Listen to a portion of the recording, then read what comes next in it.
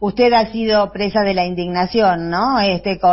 Con la decisión del desprocesamiento de Gustavo Arribas, de Magdalani, con la decisión de Llorens, de Bertuzzi. ¿Hasta dónde van a llegar, Moró? Y ya no tienen límites. A ver, como lo señalé en ese hilo de tuit, todos sabíamos que cuando se llevaron la causa del juzgado que originalmente investigó el espionaje ilegal hacia Comodoro Pi, lo hacían para darle impunidad a Macri, a Rivas, a Magdalani. Pero la verdad es que, y por eso la indignación, nunca creí que atravesaran algunos límites mínimos de seriedad jurídica. Acá han atravesado las normas jurídicas, las normas morales. El fallo es una vergüenza, que de alguna manera pone de manifiesto que quienes firmaron ese fallo por el desprocesamiento de todos estos que participaban del espionaje ilegal, en realidad lo hicieron pensando en ellos mismos, porque ellos mismos han participado también de estas maniobras.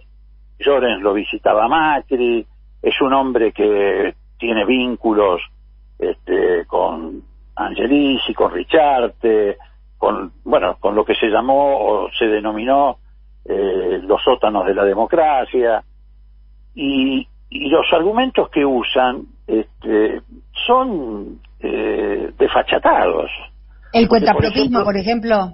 Claro, bueno, ese es el argumento central del fallo. El argumento central del fallo es que en realidad había un grupo de agentes infieles, por decirlo de alguna manera, que desarrollaban actividades de cuentapropismo, pero que no respondían ni a las órdenes ni a las instrucciones de Arribas, Magdalani, y obviamente el propio Macri, que por su condición de presidente es el jefe natural de la inteligencia, sino que se dedicaban a hacer sus propios negocios.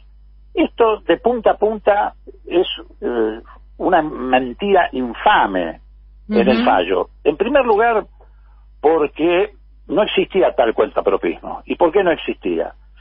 Porque había distintos grupos que practicaban este espionaje en distintos ámbitos estatales que estaban perfectamente coordinados entre sí precisamente por la AFI, que pagaba los alquileres de las casas donde se reunían, por ejemplo, las bases AMBA en el Gran Buenos Aires, que abrieron entre el 2017 y 2018, las alquilaba la AFI. El personal de esas bases era personal en su mayoría de la policía de la provincia. Del mismo modo que este grupo Super Mario Bros eran casi todos oficiales de la policía de la Ciudad de Buenos Aires, que habían pasado en comisión a la AFI, que también funcionaban en una cueva, como la denominaban ellos, en la calle Paso, en Matadero, que pagaba la AFI, les pagaba el alquiler.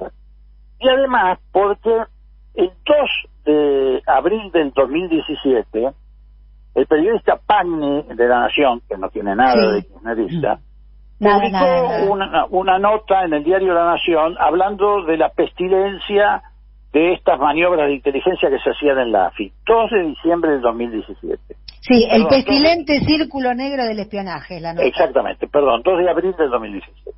Esa nota causó una conmoción tremenda, porque en esa nota Pagni mencionaba personas que concretamente habían sido espiados o estaban siendo espiados por la AFI, y también mencionaba, en algunos casos con las siglas y en otro caso con el nombre completo, a quienes participaban de ese espionaje.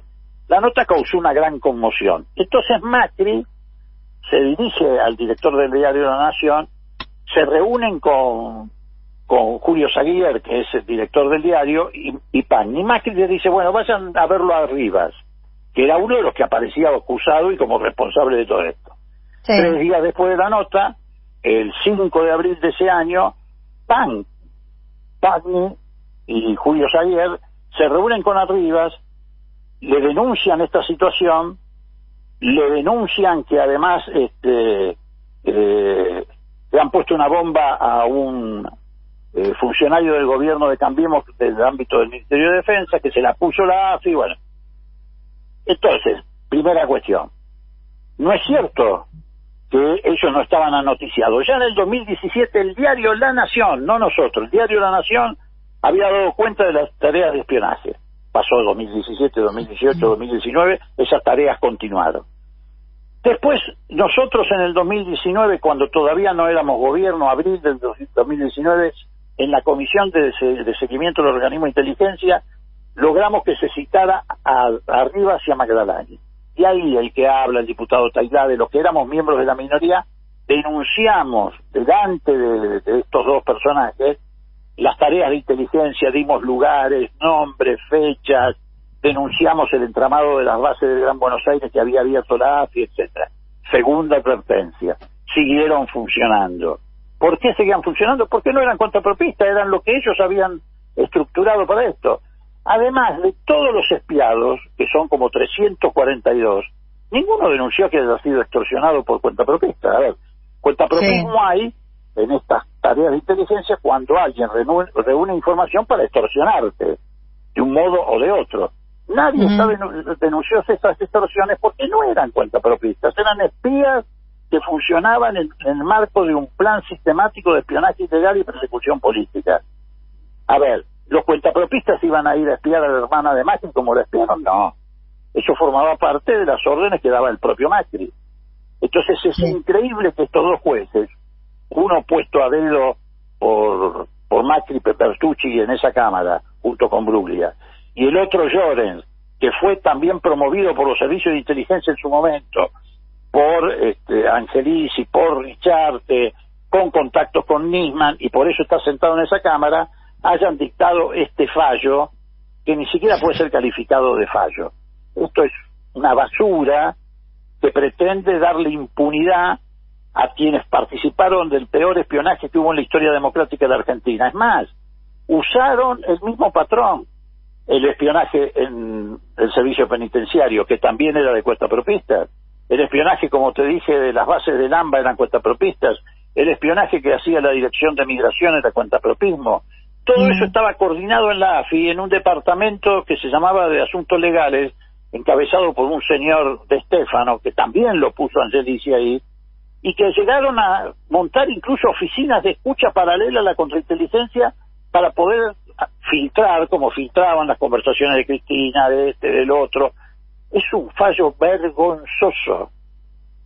Leopoldo, buenas noches. ¿Cómo estás? Habla Jorge Elban. ¿Cómo te va? ¿Qué tal? ¿Qué decís, Jorge? Una consulta específica en relación a esto último que dijiste. ¿Qué alternativas jurídicas hay?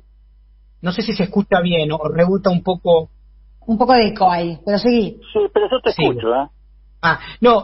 ¿Qué alternativas jurídicas aparecen para cuestionar este fallo? Bueno, mira, nosotros mañana vamos a reunirnos, el equipo de trabajo que estuvo siguiendo este tema y que produjo ese informe, tardamos un año en elaborar y que tiene pruebas contundentes, para ver qué cursos de acción seguimos. Por lo pronto, lo que te quiero decir es que este fallo también va contra la investigación que hizo el Parlamento argentino, que en el ejercicio de control democrático, te reitero, estuvimos un año reuniendo pruebas con confesiones de los espías. No es que solamente reuníamos pruebas que las reunimos de carácter documental, etcétera, no. Tan confesos muchos de los que practicaron estas actividades y que además confesaron que lo hacían en función de órdenes que se le impartía desde la conducción de la AFI. Bueno, es probable que volvamos a citar a algunos de estos declarantes, y además, como esto va contra el informe de la Comisión, en definitiva contra el informe del Parlamento argentino, vamos a ver si tomamos algunas medidas institucionales contra estos jueces, porque han pasado no solamente por encima de el sentido común, de la lógica, es una sentencia cargada de prevaricato, hecha medida, mentirosa, deformante de los hechos, etcétera, sino que además es un agravio al Parlamento argentino, que te reitero hizo una extraordinaria tarea en este sentido, casi sin precedentes a lo largo del desarrollo institucional de nuestro país. Todavía no te quiero adelantar los aspectos concretos, pero que el Parlamento se va a sentir agraviado y va a tomar decisiones institucionales, no tengas ninguna duda. De alguna manera, y esto con esto ya terminamos, Leopoldo, la resolución del otro día de la Corte Suprema de declarar inconstitucional la ley del Consejo de la Magistratura del 2006, ¿hay un hilo político que surfea por todas estos delirios? Absolutamente. Y no es solamente la pretensión, que lo es, de imponer el avasallamiento del resto de las instituciones democráticas por parte del Poder Judicial. En este país donde además encima hay dos poderes judiciales, el Poder Judicial, como ha quedado corroborado hoy, de Comodoro Pi, y el resto.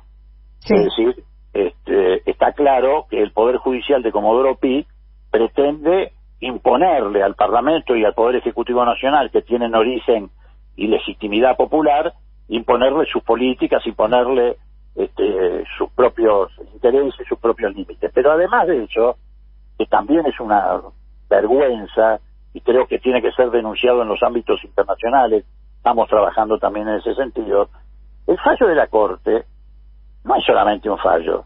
La Corte ha legislado, sustituyendo al Congreso, la Corte ha derogado una ley con efecto retroactivo sancionada por el Parlamento. Eso no existe en ninguno de los fallos de la historia de la Corte Suprema de la Argentina. Nunca se produjo un hecho de esa naturaleza, donde la Corte, sustituyendo al Parlamento, restituye una ley derogada.